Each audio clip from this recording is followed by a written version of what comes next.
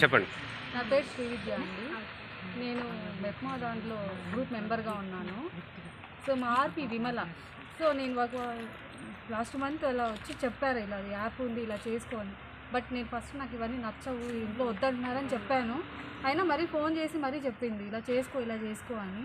So ఆమె చెప్పినందువల్ల నేను amount అయితే ఇన్వెస్ట్ చేశాను. 2 lakhs వరకు మా ఫ్యామిలీ మెంబర్స్ వాళ్ళమే 2 lakhs వరకు ఇన్వెస్ట్ చేశాము. తర్వాత ఇన్వెస్ట్ చేసిన తర్వాత ఇలా యాప్ వెళ్ళిపోయిందని ఫోన్ చేస్తుంటే ఆమె మేము కూడా నష్టపోయాము, మాకు కూడా లేదు అనేసి చెప్తుంది. ఇప్పుడు వాళ్ళు కంప్లైంట్ చేశాము, కానీ వాళ్ళు మాత్రం హ్యాపీగా జాబ్ చేస్తున్నారు. కనీసం దీని గురించి ఇష్యూ ఏమైంది, ఏంటి మా పరిస్థితి ఏంటని అడుగుతుంటే కూడా మేమే నష్టపోయాం, మీకు ఎక్కడి నుంచి ఇవ్వాలి మేము అనేసి మాట్లాడుతున్నారు.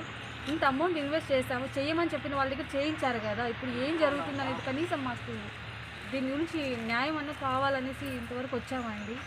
మీరు ఇప్పుడు ఎక్కడికి వచ్చినారు? రెవెన్యూ ఆఫీస్కి వచ్చామండి. దీని గురించి ఎంత కంప్లైంట్ చేస్తుంటే కనీసం ఎవరు మాకు కావాలి న్యాయం కావాలి కావాలి కావాలి న్యాయం కావాలి కావాలి కావాలి న్యాయం కావాలి కావాలి కావాలి న్యాయం జరగాలి బాధ్యతలందరికీ న్యాయం జరగాలి బాధ్యతలందరికీ న్యాయం జరగాలి బాధ్యత. ఈ డాయా బాధితులంతా ఇంట్లో కూర్చొని హ్యాపీగా ఉన్నారు, కానీ మన బ్యాంక్ సమాచారాలంతా వాళ్ళ దగ్గర ఉన్న ఈ ఫ్రాడ్స్టర్స్ దగ్గర, దాని ద్వారా మన అకౌంట్స్లో పడే అమౌంట్స్ అంతా కూడా వెళ్ళిపోతాయి. అది ఇంకా మీరందరూ రియలైజ్ అవ్వడం లేదు. ఆల్రెడీ మాది 2 accounts బ్లాక్ చేసినారు, ఎందుకంటే ఆ సైబర్ వాళ్ళు ఇంకా దీన్ని యాప్ ఒకటే షట్ డౌన్ అయింది. ఈ బాధ ఇంకా కంటిన్యూ అవుతుంది, కాబట్టి బాధితులందరూ దీన్ని మనసులో పెట్టుకొని ముందరకు రావాలని కోరుకుంటున్నాం. నా పేరు దీప. నేను డాయ్ యాప్ ద్వారా మా ఫ్రెండ్ ఆర్తిగా ఉంది పీరాని అనేసి, తను చెప్పడం వల్ల నేను వేశాను, అమౌంట్ అనేది కట్టడం జరిగింది. అక్కడి నుంచి 4 రోజులకే యాప్ క్లోజ్ అయిపోయింది. ఏం చేయాలో తోచలేదు. ఇంకా అందరూ కలిసి కంప్లైంట్ ఇచ్చినాము స్టేషన్లో. ఇంతవరకు మాకు ఎటువంటి న్యూస్ అనేది అప్డేట్ కాలేదు. పీడీ మేడం గారు వచ్చారు, వాళ్ళ దగ్గర కూడా మేము అర్జీ అనేది ఇవ్వడం జరిగింది. మాకు ఎటువంటి న్యాయం జరగలేదు.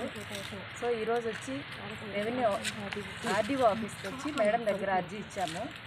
ఫర్దర్గా మాకేం చేయాలో తోచలేదు. ప్రెస్ వాళ్ళు కానీ మాకు సపోర్ట్ చేస్తున్నారు, మీకు చాలా ధన్యవాదాలు చెప్తున్నాము. నెక్స్ట్ మండే కూడా మేము కలెక్టర్ సార్ దగ్గరికి వెళ్ళి స్పందనలో అర్జీ ఇవ్వాలనుకుంటున్నాము. దీనివల్ల నష్టపోయిన మెంబర్స్ ఇంకా చాలామంది ఉన్నారు, ఎందుకో బయట రాలేకపోతున్నారు.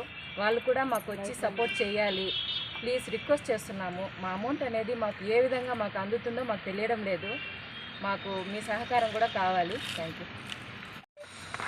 మేము అందరూ అనుకుంటారు చదువుకునే వాళ్ళు ఎందుకు ఈ యాప్లో ఇన్వెస్ట్ చేస్తున్నారనేసి, కానీ వాళ్ళు అట్లా నమ్మించారు మమ్మల్ని. రాజేష్ కుమార్ అనే 2 వ్యక్తులు వచ్చారు, ఇది genuine app, government app, fake కాదు, మన గవర్నమెంటే రిలీజ్ చేసింది యాప్ అని చెప్పి మేము వద్దు అంటూ ఉంటే కూడా ప్రెజర్ చేసి మా దగ్గర ఇన్వెస్ట్మెంట్ చేసినారు. ఇన్వెస్ట్మెంట్ చేసిన 1 week అంతా యాప్ క్లోజ్ అయిపోయింది. ఎందుకు అని అడిగితే యాప్ అప్డేట్ అవుతుంది అని చెప్పి లాస్ట్ మెసేజ్ అదే. తర్వాత అప్స్పాండ్ అయిపోయినారు. స్టేషన్లో కూడా మేము కంప్లైంట్ ఇచ్చాము, కానీ ఇప్పుడు వరకు మాకు స్టేటస్ అయితే ఏమీ తెలియదు. పీడీ మేడం గారు 3 సభ్య కమిటీ అని వేసి అన్ని అర్జీలు తీసుకున్నారు, దాని స్టేటస్ కూడా మాకేం తెలీదు. మాకు ఎక్కడ న్యాయం జరుగుతుందో మాకే అర్థం కాకుండా ఈరోజు ఆర్డీఓ సార్ దగ్గరికి వచ్చాము, అర్జీ ఇచ్చినాము. నెక్స్ట్ వీక్ మేము కలెక్టరేట్కి వెళ్ళి గ్రీవెన్స్లో ఇవ్వాలనుకుంటున్నాము. ఇంకా న్యాయం జరగకపోతే ఇలా చిన్న పిల్లలు వాళ్ళకి అమౌంట్ కూడా లేదు పాపం ట్రీట్మెంట్ చేసుకోవడానికి. వాళ్ళ మదర్ ఈరోజు పనికి వెళ్ళి పిల్లల్ని పంపించినారు ధర్నా కోసము. కాబట్టి మీరందరూ దీన్ని కొంచెం సీరియస్గా తీసుకొని మాకు త్వరగా న్యాయం జరిగేట్టుగా చూడాలని కోరుకుంటున్నాను. మమ్మల్ని అనుక్షణం కనిపెట్టి కవర్ చేస్తా అన్నారు. మేము పేరున కృతజ్ఞతలు తెలుపుకుంటున్నాం మా బాధలు తెలియజేస్తున్నందుకు. మా యార్కి ఇంట్లో చేతికే తీసుకున్న దుడ్లు ఇప్పుడు నేను బలింతంగా ఏమి మంచినా అని అంటాను. మాట్లాడు